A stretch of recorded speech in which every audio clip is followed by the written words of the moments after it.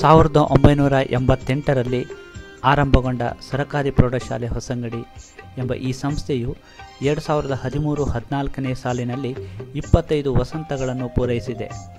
ಸಹ್ಯಾದ್ರಿಯ ತಪ್ಪಲಿನ ಈ ಶಾಲೆಯು ಇಂದು ಈ ಗ್ರಾಮದ ಹೆಮ್ಮೆಯ ಶೈಕ್ಷಣಿಕ ಸಂಸ್ಥೆಯಾಗಿ ರೂಪುಗೊಂಡಿದೆ.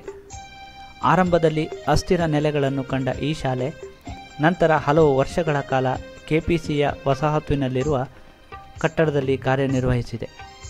ಸುಮಾರು 5-6 ವರ್ಷಗಳ ಹಿಂದಷ್ಟೇ ಈ ಶಾಲೆಗೆ ಸ್ವಂತ ನೆಲೆಯ ಭಾಗ್ಯ ಲಭಿಸಿತು.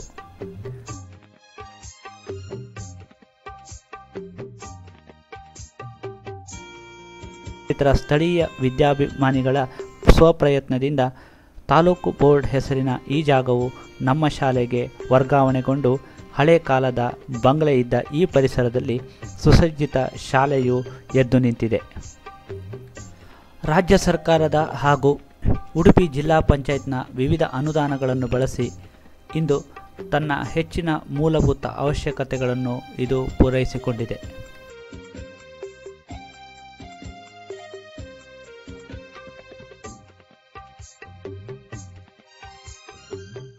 ಬೆಳಿಗ್ಗೆ 9 ಗಂಟೆಯಾಗುತ್ತಲೇ ಚಿಲಿಪಿಲಿ ಹಕ್ಕಿಗಳಂತೆ ಸುತ್ತಮುತ್ತಲಿನ ಹಳ್ಳಿ ಪ್ರದೇಶಗಳಿಂದ ಶಾಲೆಗೆ ಆಗಮಿಸುವ ವಿದ್ಯಾರ್ಥಿಗಳು ದೈನಂದಿನ ಶೈಕ್ಷಣಿಕ ಚಟುವಟಿಕೆಗಳಲ್ಲಿ ತೊಡಗಿಕೊಳ್ಳುತ್ತಾರೆ. ಓದುವುದು ಒಂದೇ ಶಿಕ್ಷಣದ ಗುರಿಯಲ್ಲ. ಶಾಲಾವರಣ, ತರಗತಿ, ಶೌಚಾಲಯ, ಮೈದಾನಗಳ ಸ್ವಚ್ಛತೆಯ ಜವಾಬ್ದಾರಿಗಳನ್ನು ಅರಿತು ಹಂಚಿಕೊಂಡು ಸಹಕಾರದೊಂದಿಗೆ ನಿರ್ವಹಿಸುವುದು ನಮ್ಮ ವಿದ್ಯಾರ್ಥಿಗಳ ದೈನಂದಿನ ರೂಢಿಯಾಗಿದೆ.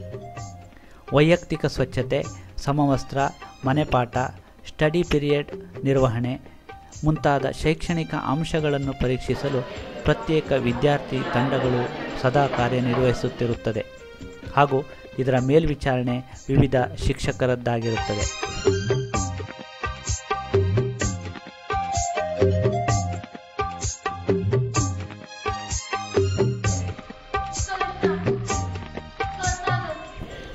ಶಿಸ್ತಿನ ಸಾಲಿಗಳಲ್ಲಿ ನಿಂತು ಬೆಳಗ್ಗಿನ ಅಸೆಂಬ್ಲಿ ನಡೆಸಿ ನಾಡಗೀತೆಗಳನ್ನು ಹಾಡಿ ವರ್ತಮಾನ ಪತ್ರಿಕೆಯನ್ನು ಓದಿ ಗೈರು ಹಾಜರಿಗಳ ವಿಚಾರಣೆಯನ್ನು ನಡೆಸಿ ಸಾಮಾನ್ಯ ಸೂಚನೆಗಳು ಮತ್ತು ಮಾಹಿತಿಗಳನ್ನು ನೀಡಿ ಸಲಹೆಗಳನ್ನು ನೀಡಿ ಹುಟ್ಟುಹಬ್ಬದ ಶುಭಾಶಯಗಳನ್ನು ಸಲ್ಲಿಸಿ ರಾಷ್ಟ್ರಗೀತೆ ಗಾಯನ ಇವೆಲ್ಲವನ್ನು ಈ ಪ್ರೇಯರ್ ಅವಧಿಯಲ್ಲಿ ತಪ್ಪದೆ ನಡೆಸಲಾಗುತ್ತದೆ. ಶಾಲೆಗೆ ಗೈರು ಹಾಜರಾಗುವುದನ್ನು ಕಟ್ಟುನಿಟ್ಟಾಗಿ ನಿಯಂತ್ರಿಸಲಾಗುತ್ತಿದೆ. ಶಾಲೆಗೆ ಗೈರು ಹಾಜರಾಗುವ ಪ್ರತಿ ವಿದ್ಯಾರ್ಥಿ ತನ್ನ ಹೆತ್ತವರಿಂದ ದೂರವಾಣಿಯ ಮೂಲಕ ಕಾರಣವನ್ನು ತಿಳಿಸಬೇಕು. ಅಲ್ಲದೆ ಶಾಲೆಗೆ ಬರುವಾಗ ರಜಾ ಅರ್ಜಿಯನ್ನು ತಪ್ಪದೇ ಆಯಾ ತರಗತಿ ಅಧ್ಯಾಪಕರಿಗೆ ನೀಡಿ ತರಗತಿಗೆ ಪ್ರವೇಶಿಸುವುದು ಕಡ್ಡಾಯವಾಗಿ ಪಾಲಿಸಲಾಗುತ್ತದೆ.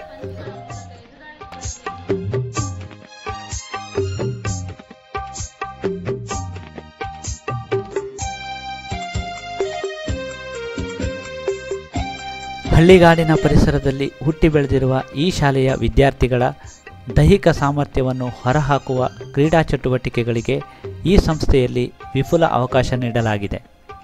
ವಿದ್ಯಾರ್ಥಿಗಳ ಈ ಸುಪ್ತ ಸಾಮರ್ಥ್ಯವನ್ನು ಹೊರಹಾಕುವ ಚುಕ್ಕಾಣಿಯನ್ನು ಹಿಡಿದಿರುವ ನಮ್ಮ ದೈಹಿಕ ಶಿಕ್ಷಕರಾದ ಕುಸುಮಾಕರ ಶೆಟ್ಟಿಯವರ ಕಾಳಜಿಗೆ ಬೆಂಬಲ ನೀಡುತ್ತಿರುವುದು ನಮ್ಮ ಎಲ್ಲ ಶಿಕ್ಷಕ ವೃಂದದವರು.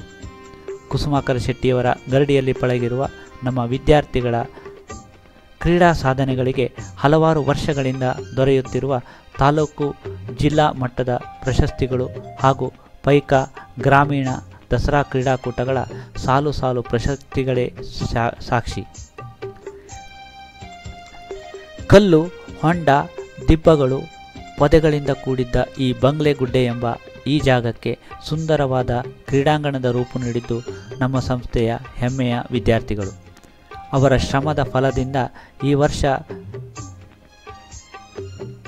ಈ ಜಾಗದಲ್ಲಿ ತಲೆ ಎತ್ತಿ 4 ವರ್ಷಗಳ ನಂತರ ಇದೇ ಮೊದಲ ಬಾರಿಗೆ ಸ್ವಂತ ನೆಲದಲ್ಲಿ ಅಂದರೆ ಇಲ್ಲಿ ವಾರ್ಷಿಕ ಕ್ರೀಡಾಕೂಟವನ್ನು ನಡೆಸಿದ ಕೀರ್ತಿ ಈ ನಮ್ಮ ಶ್ರಮಜೀವಿ ವಿದ್ಯಾರ್ಥಿ ವೃಂದಕ್ಕೆ ಹಾಗೂ ಭಗೀರಥ ಪ್ರಯತ್ನದಿಂದ ವಿದ್ಯಾರ್ಥಿಗಳನ್ನು ಮುನ್ನಡೆಸಿದ ದೈಹಿಕ ಶಿಕ್ಷಕರು ಹಾಗೂ ಬೆಂಬಲವಾಗಿ ನಿಂತ ಶಿಕ್ಷಕ ವೃಂದಕ್ಕೆ ಸಲ್ಲುತ್ತದೆ.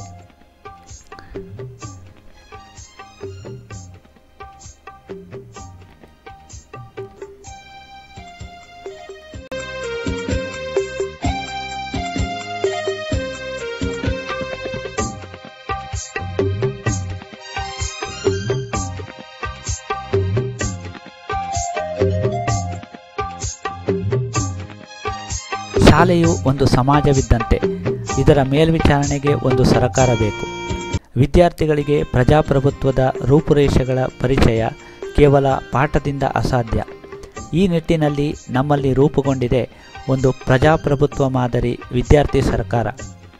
ಜನಪ್ರತಿನಿಧಿಗಳನ್ನು ಆಯ್ಕೆ ಮಾಡುವ ವಿಧಿವಿಧಾನ ಅಂದರೆ ಮತದಾನದ ಮಾದರಿಯಲ್ಲಿ ನಾಮಪತ್ರ ಸಲ್ಲಿಕೆ, ನಾಮಪತ್ರ ಹಿಂತೆಗೆಯುವುದು, ಬಹಿರಂಗ ಪ್ರಚಾರ, ಗುಪ್ತ ಮತದಾನ, ಮತ ಎಣಿಕೆ ಹಾಗೂ ವಿಜೇತರ ಘೋಷಣೆ.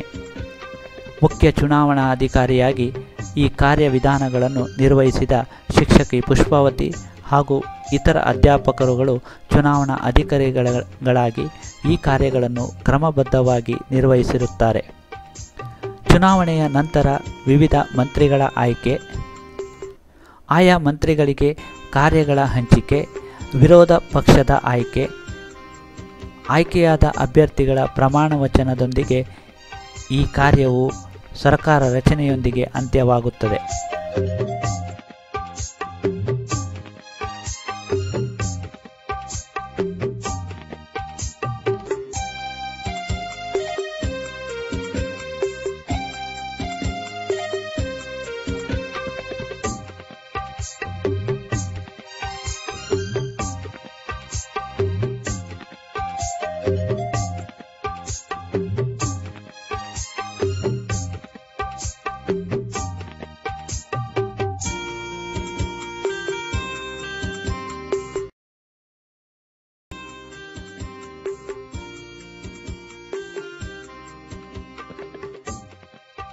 ಸಾಂಸ್ಕೃತಿಕ ಸಂಘದಿಂದ ನಡೆಸಲ್ಪಡುವ CA ಅವಧಿಗಳು, ಡಿಬೇಟ್ ಕಾರ್ಯಕ್ರಮಗಳು, ಇಕೋ ಕ್ಲಬ್ ವತಿಯಿಂದ ನಡೆಸಲ್ಪಡುವ ಉದ್ಯಾನವನ ನಿರ್ವಹಣೆ, ವಿಶ್ವ ಪರಿಸರ ದಿನಾಚರಣೆ, ಕಾಂಪೋಸ್ಟ್ ಗುಂಡಿಗಳ ನಿರ್ವಹಣೆ, ಅರಣ್ಯ ಇಲಾಖೆಯ ಜೊತೆಯಲ್ಲಿ ನಡೆಸಲಾದ ವನಮಹೋತ್ಸವ ಕಾರ್ಯಕ್ರಮ, ಸ್ವಚ್ಛತಾ ಅಭಿಯಾನ, ಏಕತಾ ದಿನಾಚರಣೆ, ಮುಂದಿನ ವ್ಯಾಸಂಗದ ಕುರಿತ ಮಾಹಿತಿ ಕಾರ್ಯಾಗಾರ, ಕ್ರಾಫ್ಟ್ ಕಲೆ ತರಬೇತಿ ಕಾರ್ಯಾಗಾರ, LIC ಮಾಹಿತಿ ಶಿಬಿರ, ಪ್ರತಿಭಾ ಪುರಸ್ಕಾರ ಹಾಗೂ ಪ್ರತಿಭಾ ಕಾರಂಜಿ ಸ್ಪರ್ಧೆಗಳಲ್ಲಿ ಭಾಗವಹಿಸುವಿಕೆ, ಶಾಂತಿವನ ಟ್ರಸ್ಟ್ ವತಿಯ ಸ್ಪರ್ಧೆಗಳಲ್ಲಿ ಭಾಗವಹಿಸುವಿಕೆ, ಚಿತ್ರಕಲಾ ಸ್ಪರ್ಧೆಗಳಲ್ಲಿ ಭಾಗವಹಿಸುವಿಕೆ, ಹೀಗೆ ನಿರಂತರ ಚಟುವಟಿಕೆಗಳು, ಮಾಹಿತಿಗಳ ವಿನಿಮಯ ನಮ್ಮ ವಿದ್ಯಾಸಂಸ್ಥೆಯಲ್ಲಿ ನಡೆಯುತ್ತಾ ಇರುತ್ತದೆ.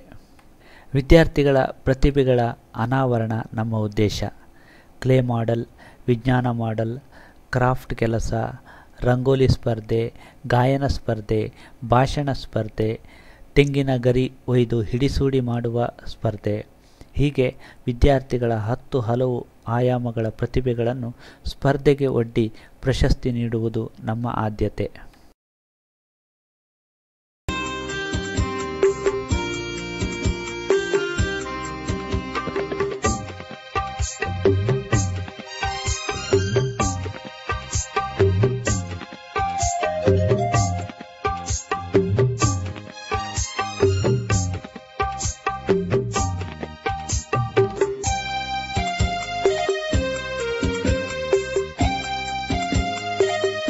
ಪೋಷಕರೊಂದಿಗೆ ನಿರಂತರ ಸಂಪರ್ಕ ಸಾಧಿಸುವ ಸಲುವಾಗಿ ಆಗಾಗ್ಗೆ ಪೋಷಕ ಸಭೆಗಳನ್ನು, STMC ಸದಸ್ಯರ ಸಭೆಗಳನ್ನು ಕರೆಯಲಾಗುತ್ತದೆ.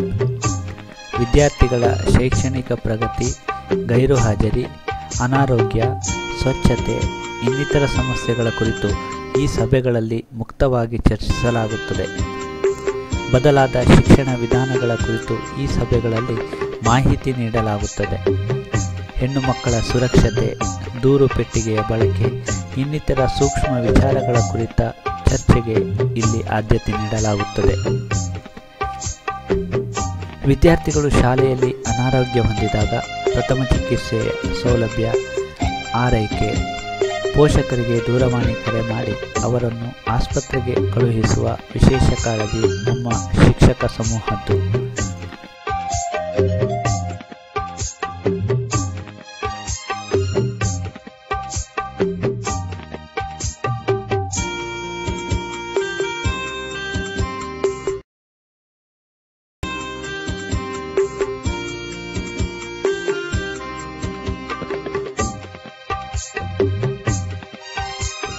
ಸರ್ಕಾರದ ಯೋಜನೆಗಳಾದ ಅಕ್ಷರ ದಾಸೋಹ ಹಾಗೂ ಕ್ಷೀರ ಭಾಗ್ಯ ಯೋಜನೆಗಳು ವ್ಯವಸ್ಥಿತವಾಗಿ ನಡೆಸಿಕೊಂಡು ಬಂದಿದ್ದು, ಶುಚಿಯಾದ ಆಹಾರವನ್ನು ನಮ್ಮ ಅಡುಗೆ ಸಹಾಯಕರು ತಯಾರಿಸಿ ಬಡಿಸುತ್ತಾರೆ.